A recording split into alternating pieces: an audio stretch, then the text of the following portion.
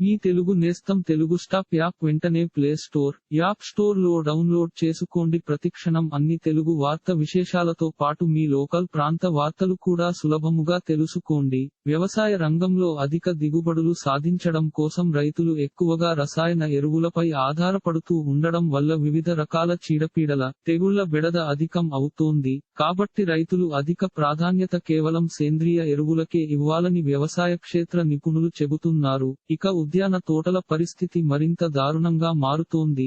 దాదాపుగా 25 నుంచి 30 ఏళ్ల వరకు దిగుబడులు ఇవ్వాల్సిన తోటలు కేవలం 10 నుంచి 15 ఏళ్లకు మించి నిలబడడం లేదు.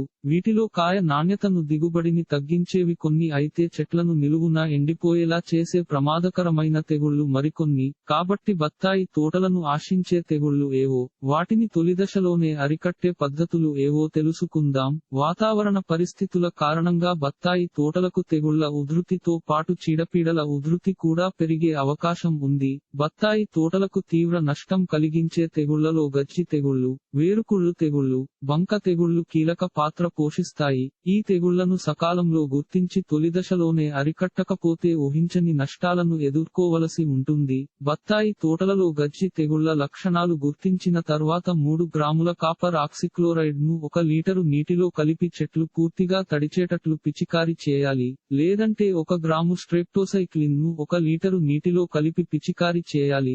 బంక తెగుళ్లను బత్తాయి తోటలలో గుర్తించిన తర్వాత కాపర్ ఆక్సిక్లోరైడ్ బోర్డాక్స్ మిశ్రమంను పిచికారీ చేసి నివారించాలి. వేరుకుళ్ళు తెగులను బత్తాయి తోటలలో గుర్తించిన తర్వాత ట్రైకోడెర్మా విరిడి కల్చర్ ను వేరు మొదల్లో వేయాలి. ఇలాంటి మరిన్ని తెలుగు వార్త విశేషాలు కోసం ఛానల్ కి సబ్స్క్రైబ్ చేసి గంట నొక్కడం మర్చిపోకండి.